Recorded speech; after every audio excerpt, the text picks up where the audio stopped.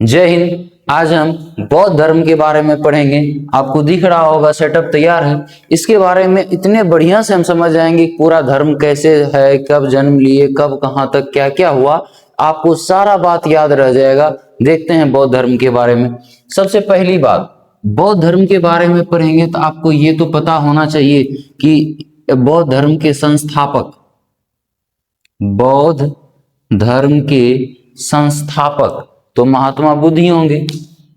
बौद्ध धर्म के संस्थापक कौन होंगे? महात्मा बुद्ध होंगे। अगला बात याद रखिएगा, बौद्ध धर्म के संस्थापक कौन है? महात्मा बुद्ध। महात्मा बुद्ध का जन्म, एक होता है जन्म और एक होगा मृत्यु। तो जन्म याद रखिएगा 563 ईसा पूर्व। ईसवी रहेगा तो आगे बढ़ेगा, ईसा पूर्व रहेगा तो पीछे बढ़ेगा। तो 563 ईस्वी पूर्व में जन्म लिए थे और 483 ईस्वी पूर्व में उनकी मृत्यु हो गया था। ठीक समझिए, बौद्ध धर्म के संस्थापक कौन है? महात्मा बुद्ध हैं।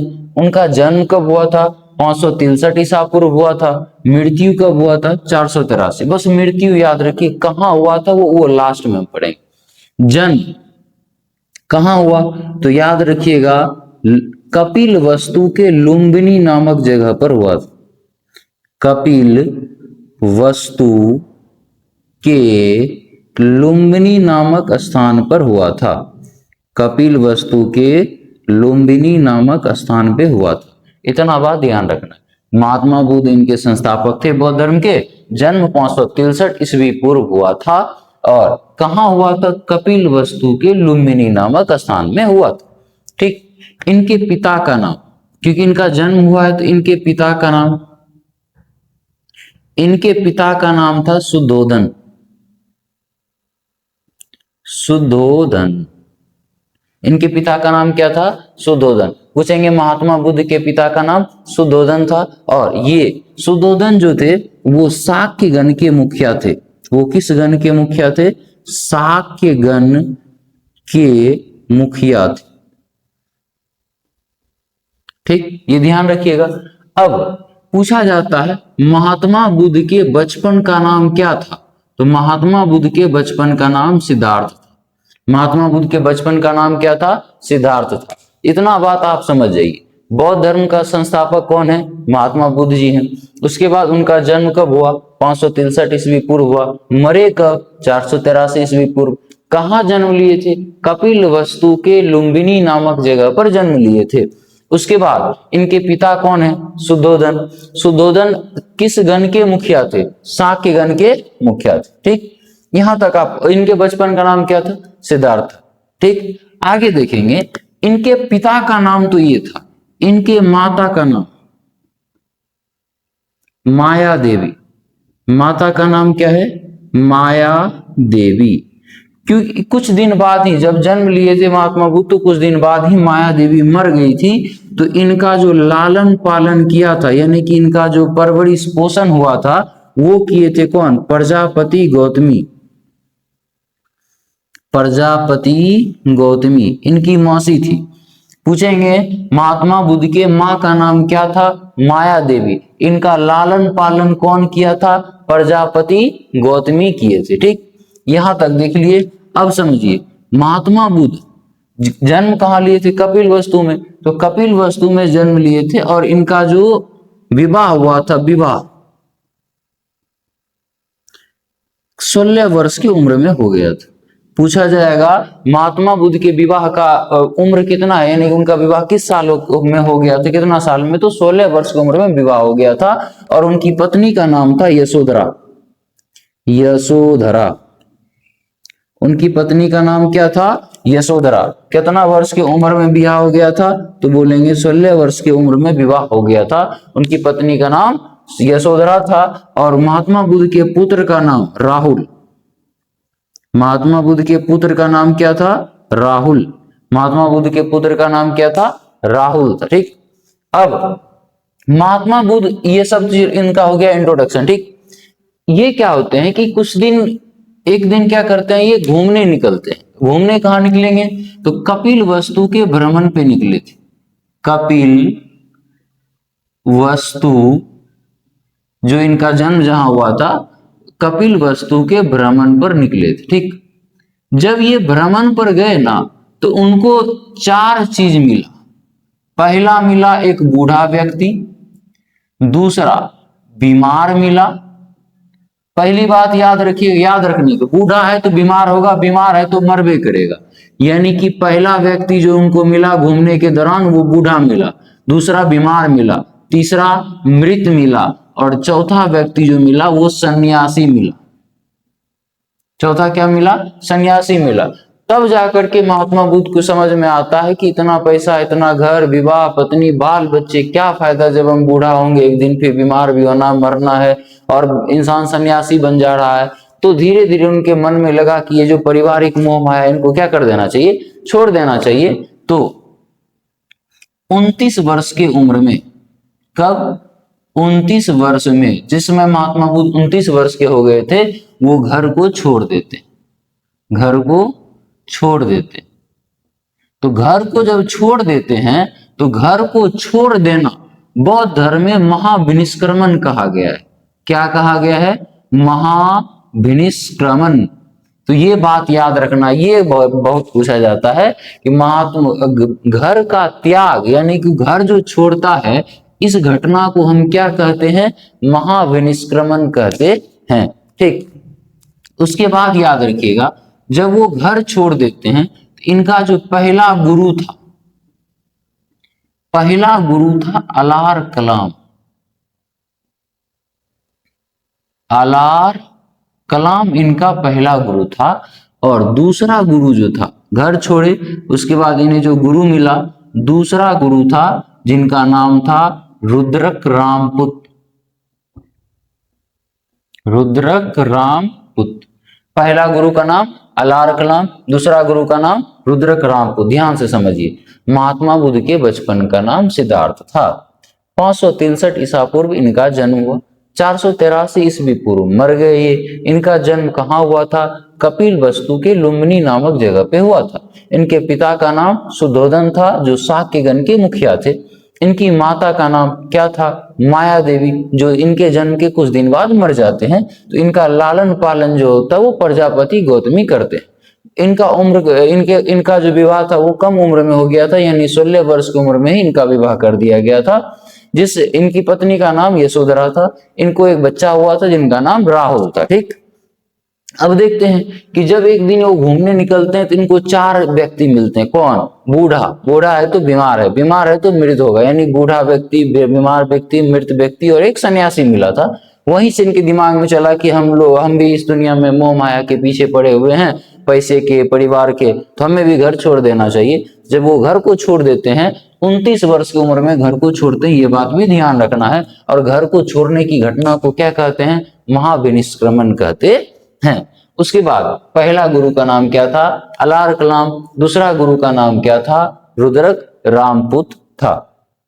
आगे देखते हैं, ध्यान से इसको देखिएगा कि 6 वर्ष बाद, 29 साल की उम्र में गया था, 6 वर्ष बाद यानी 35 वर्ष की उम्र में, 35 वर्ष के उम्र में इनको ज्ञान की प्राप्ति होता है।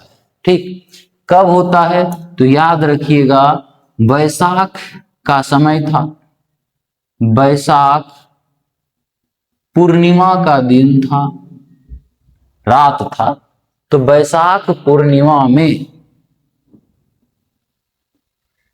निरंजना नदी, कौन नदी? निरंजना, जिसको हम फल्गु नदी कहते हैं। निरंजना नदी यानी कि फल्गु नदी के किनारे वृक्ष, कौन वृक्ष था? तो पीपल वृक्ष के नीचे, पीपल वृक्ष के नीचे ज्ञान की प्राप्ति हुआ था। क्या हो गया? ज्ञान की प्राप्ति हुआ था।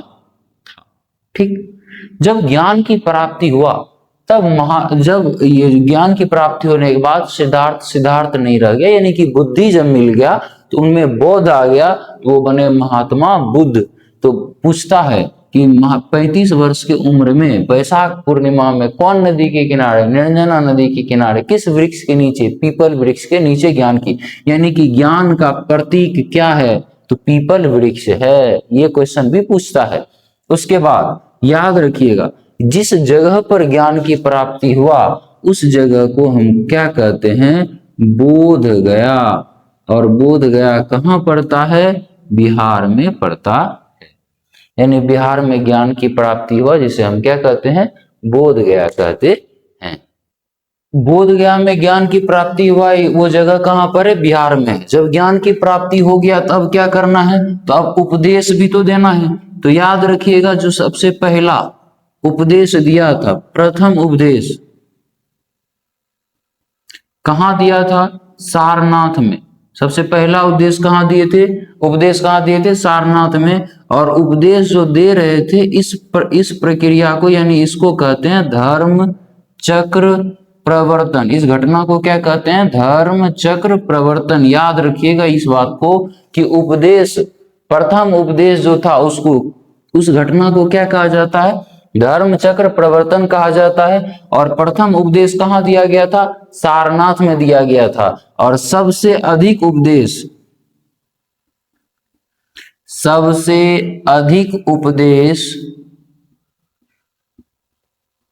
कहां, श्रावस्ती में। सबसे अधिक उपदेश कहां, श्रावस्ती में। पहला उपदेश कहां दिए थे, सारनाथ में। सबसे अधिक उपदेश कहां दिए थे, श्रावस्ती में दिए थे।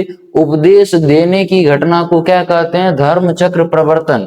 और एक क्वेश्चन ये भी पूछेगा, उपदेश जो दे रहे थे यानी बौद्ध धर्म का अधिकांश बातें जो वो किस भाषा में है, पाली भाषा में। यानी उपदेश जो था वो किस भाषा में, पाली भाषा में मिलता है। उसके बाद देखिएगा, जब इन लगभग 80 साल के हो गए थे ये, तो इनका क्या हो जाता है, मृत्यु हो जाता है। मृत्यु कहाँ होता है, तो याद रखिएगा इनका मृत्यु कुशीनगर में होता है। उनका मृत्यु कहाँ होता है, कुशीनगर में होता है। कुशीनगर अभी देवरिया यूपी में पड़ता है। इनका मृत्यु कहाँ होता है, कुशीनगर में। कब होता है, तो 483 ईस्वी पूर्व होता है। ठीक, अब देखना है, बौद्ध धर्म के 3 पिटक होते हैं।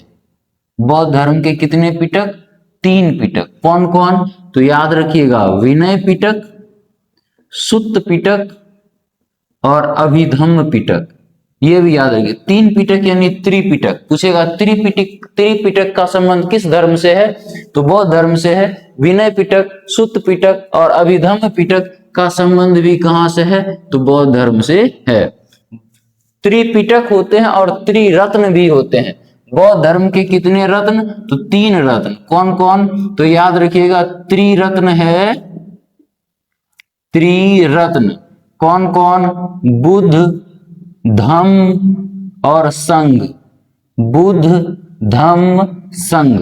बौद्ध धर्म के कितने रत्न, 3 गो। कौन कौन, बुद्ध, धर्म, धम्म और संघ। 3 पिटक, विनय पिटक, सुत्त पिटक, अभिधम्म पिटक। विनय पिटक, सुत्त पिटक, अभिधम्म पिटक। याद रखिएगा, महात्मा बुद्ध के मृत्यु को के घटना को क्या कहा जाता है, महापरिनिर्वाण कहा जाता है। महापरिनिर्वाण कहा जाता है। मृत्यु होने के बाद कुछ बौद्ध सभा हुई थी। क्या हुआ था, कुछ बौद्ध सभाएं हुई थी। वो बौद्ध सभा कहाँ, कब हुआ था, उस समय का राजा कौन था, याद रखिएगा, बिंबिसार, उदयन, प्रसेनजीत, ये सब वो राजा थे जो बौद्ध धर्म को प्रचार प्रसार में बहुत ज्यादा हेल्प किए थे। कौन कौन, बिंबिसार, उदयन, प्रसेनजीत, ये सब जो राजा शासक रहे वो बहुत ज्यादा प्रचार प्रसार किए थे बौद्ध धर्म का। बौद्ध धर्म जब इनका मृत्यु 483 में होता है तो पहला बौद्ध सभा उसी टाइम हुआ। पूछा जाता है बौद्ध संगीति या बौद्ध सभा, यानी कि बौद्ध धर्म, महात्मा बुद्ध के मरने के बाद जो मीटिंग हुआ ना उसको, तो पूछेगा पहला बौद्ध सभा, दूसरा बौद्ध सभा, तीसरा बौद्ध सभा और चौथा बौद्ध सभा। तो याद रखिएगा, पहला बौद्ध सभा हुआ था 483 में, क्योंकि उनका मृत्यु 483 में ही हुआ था। दूसरा बौद्ध सभा हुआ था 383 में। उसके बाद याद रखिएगा, चौथा ये हो गया कि पहला 483 हो गया, दूसरा 383 हो गया और तीसरा हो जाएगा 250 ईस्वी पूर्व के करीब, ईस्वी पूर्व। और 100 शताब्दी यानी क्या, तो शताब्दी यानी कि 100 ईस्वी के आसपास में हुआ था एक।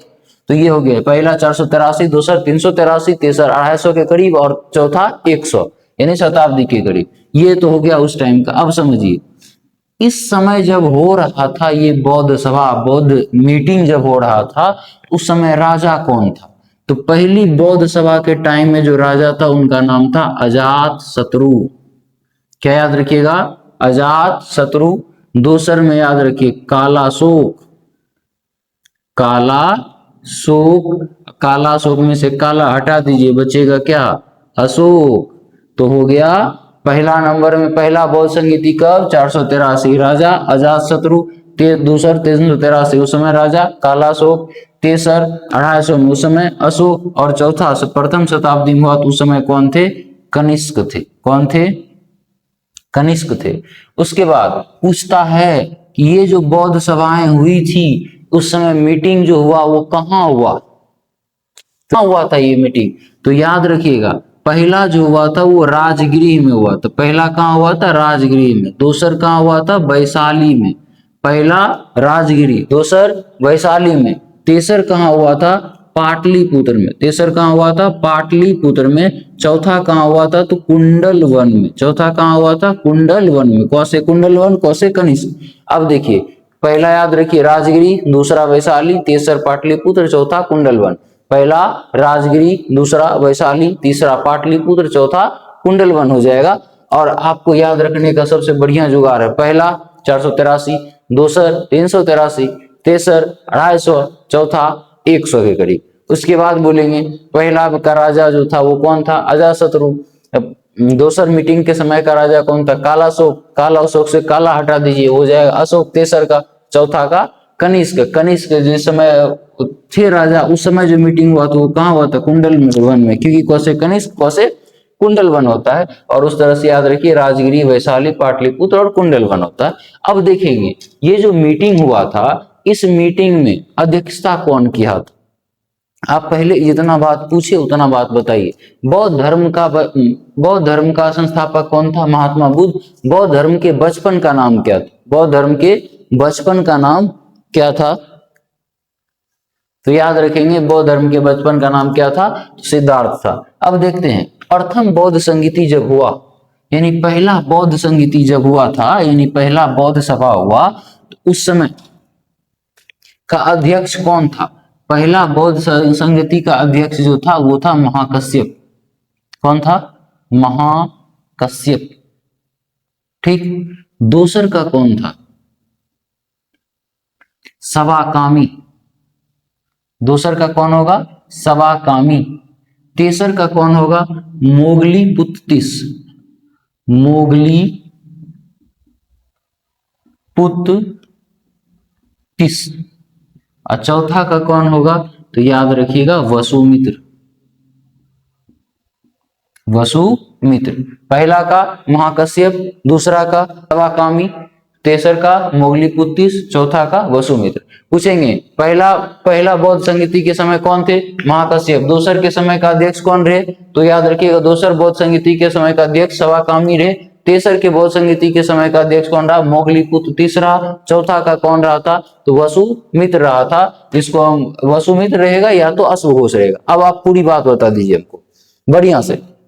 बताइए बौद्ध धर्म का जन्म कब हुआ था? 563 ईस्वी पूर्व हुआ था।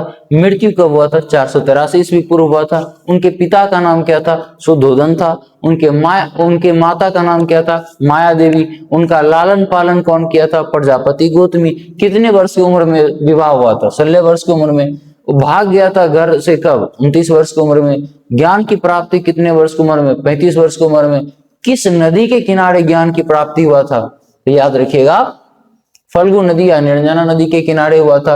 उसके बाद बताइए जब उनका मृत्यु हुआ था तो उसको क्या कहते हैं? महापरिनिर्वाण कहते हैं। और उनका जब जन्म का पूछेगा, महात्मा बुद्ध के जन्म का प्रतीक क्या है? तो याद रखिएगा कमल और साढ़। महात्मा बुद्ध के जन्म का प्रतीक कमल और साढ़ है। और ज्ञान के प्राप्ति का प्रतीक क्या था? पीपल का पेड़। जन्म का प्रतीक क्या है? कमल और साढ़। ज्ञान के प्राप्ति का प्रतीक है पीपल। गृह त्याग, घर जो छोड़ा था जिसको महाभिनिष्क्रमण कहते हैं वो तो घटना है। गृह त्याग का प्रतीक क्या है? पहचान क्या है? तो याद रखिएगा घोड़ा, क्योंकि घर छोड़ा है तो घोड़ा से ही छोड़ा होगा। तो गृह त्याग का प्रतीक घोड़ा, ज्ञान की प्राप्ति का पीपल और जन्म के प्राप्ति का प्रतीक होगा कमल और सांड। निर्वाण, महापरिनिर्वाण मतलब मृत्यु, निर्वाण का प्रतीक क्या है? तो पद चिन्ह, पद चिन्ह। निर्वाण के प्रतीक क्या है? पद चिन्ह। और उसके बाद बताइए कि महात्मा बुद्ध को ज्ञान की प्राप्ति हुआ था, उस स्थान को क्या कहा जाता है? बोध गया विहार कहते हैं। आई होप आप समझ गए होंगे। समझ गए तो अपने दोस्तों को भी शेयर कीजिए। धन्यवाद। जय हिंद।